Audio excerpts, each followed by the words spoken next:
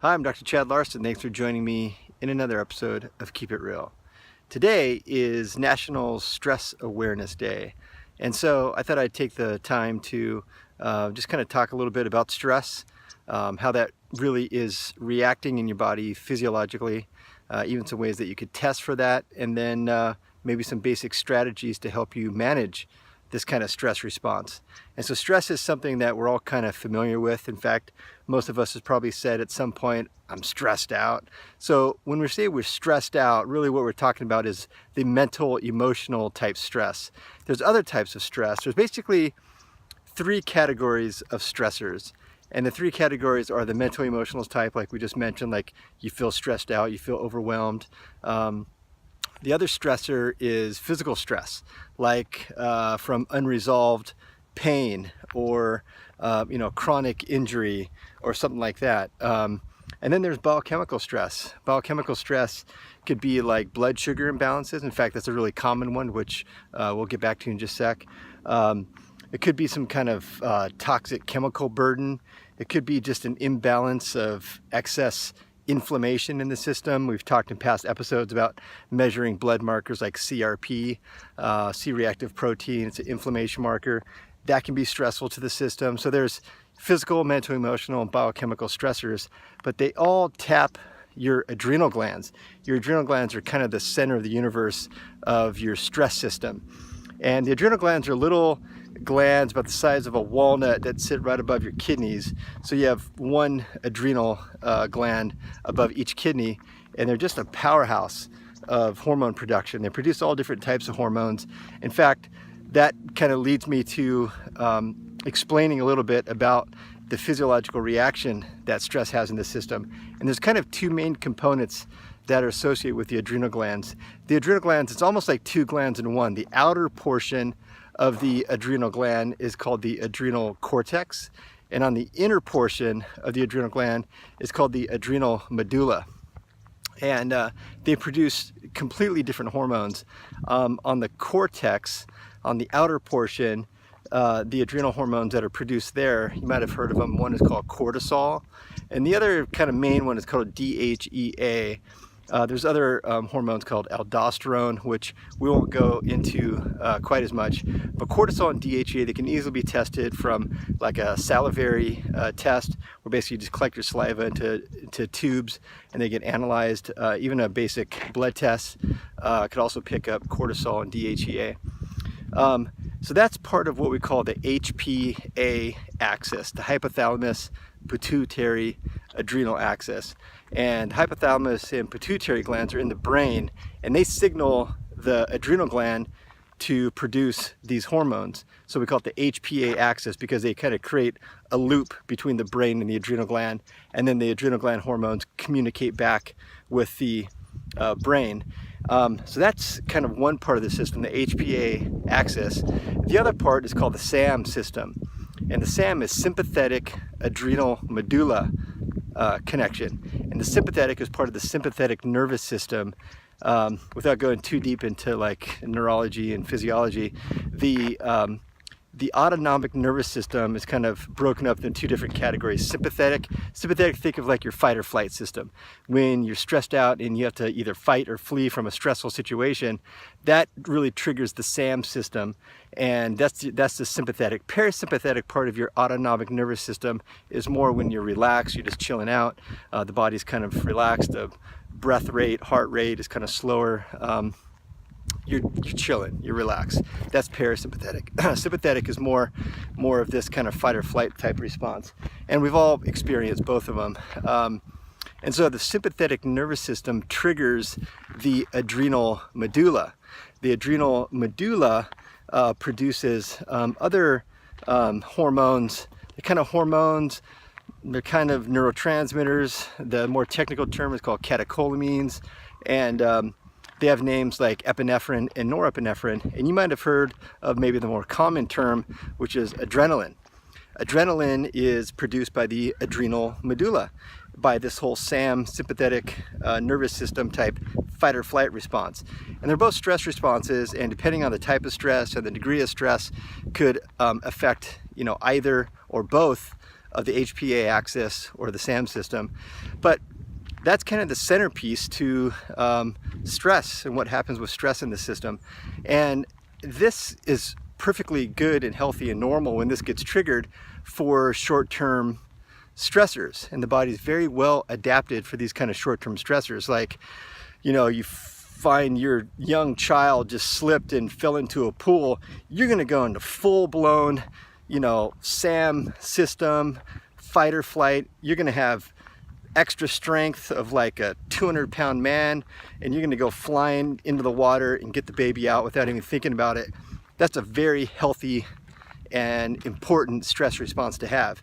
There's lots of different stories about, you know, having extra strength when the epinephrine or adrenaline is kind of coursing through your system.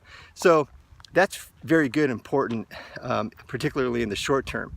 But if there's chronic stressors kind of tagging the system over and over and over again, from, you know, improper work-life balance, chronic health issues, or health issues of family members, or like what we have right now, we have a dog who's kind of injured.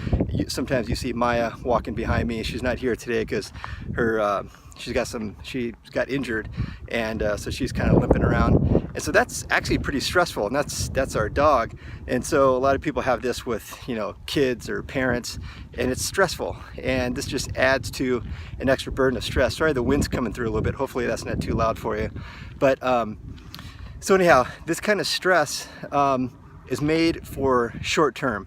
But when it becomes chronic, which is actually very, very common, unfortunately, in our culture, there's so many different stressors that we have to deal with, that these systems can get kind of overloaded and taxed, and they can start to manifest in all kinds of symptoms like weight gain and brain fog and inability to really focus, blood sugar dysregulation, inflammation, insomnia, and so many that I'm not even remembering at the top of my head. But it can really influence multiple organ systems in the body. So it's something that we need to be aware of. It's something that we need to be very proactive about, because stress management doesn't just happen. It's something that we have to consciously think about, particularly if we have one of these lifestyles that have multiple stressors. We have to have multiple ways of dealing and managing that stress. And so first of all, those things could be tested. You could evaluate the integrity and the function of your adrenal hormones. So that's kind of number one. There's certain symptoms that are pretty common when there's an imbalance of the stress system. And then some kind of basic strategies to think of. Breathing techniques. There's so much great literature on breathing techniques. Very, very simple breathing techniques. There's very elaborate ones, but there's also very simple ones. There's great apps. My watch has like a breathing app on it where you can just kind of hit it for 2 minutes and it takes you through kind of a breathing technique. I've done it many times. You actually feel great after you do it. So there's breathing techniques, things like yoga, meditation, things that help to really actually induce kind of that parasympathetic part of the autonomic nervous system that kind of helps the whole body kind of chill out and relax. We know that diet is very important. If we're consuming foods that have a lot of sugar in them, that's more of an inflammatory type food in the system. That's totally stressful to the adrenal glands. When we have too much blood sugar from eating too many, let's say, refined carbohydrates, we're going to have kind of a fluctuation of these stress hormones. And so diet is a very important sort of centerpiece to helping to manage stress. So we talked about sort of lifestyle with, you know, exercise, yoga, breathing, meditation. These are really great techniques. We talked about diet, anti-inflammatory diet, keep the sugar low, sugar consumption low, because like we talked about, one of the key stressors in the system is blood sugar dysregulation, blood sugar imbalances. So sometimes they accumulate. You have like some components of all three. You have, let's say you have chronic headaches, you have blood sugar imbalances, and you have, you know, poor work-life balance. You have like all three of the main stressors. And so that can really cause some significant imbalances to this whole adrenal system. So you want to really approach your stress management from all three of those angles, and managing and consuming the right foods can be really the centerpiece to balancing that. So you got to keep the sugars down, you got to keep the inflammatory foods down, junk food, you know what I'm talking about. Also, there's some nutritional supplement strategies.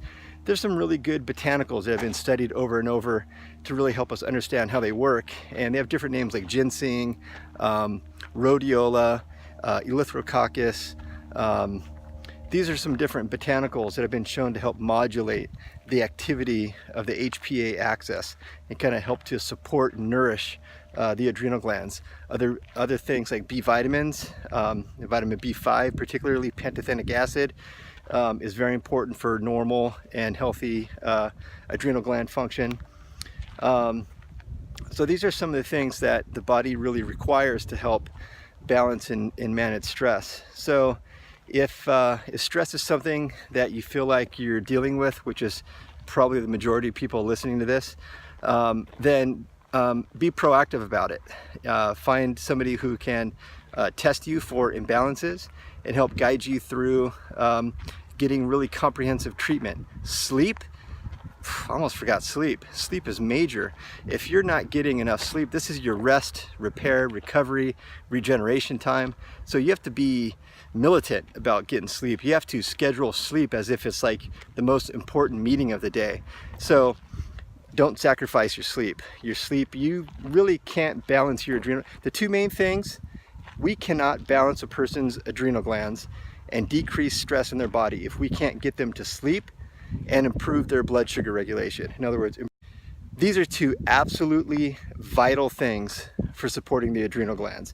You must have proper sleep. In fact, we can't help a person support their stress system and their adrenal glands without helping them to sleep properly and by supporting their diet. These are really fundamental. Things like the supplements and botanicals, those will help us get there faster, but sleep and diet absolutely have to be the centerpiece to that. And then also you have to incorporate these sort of lifestyle things to help balance and manage stress. The yoga, meditation, breathing, exercise, that kind of thing is absolutely vital. So a little food for thought. Hopefully you'll take this information in today on National Stress Awareness Day and enjoy the benefits. We'll talk to you later. Keep it real.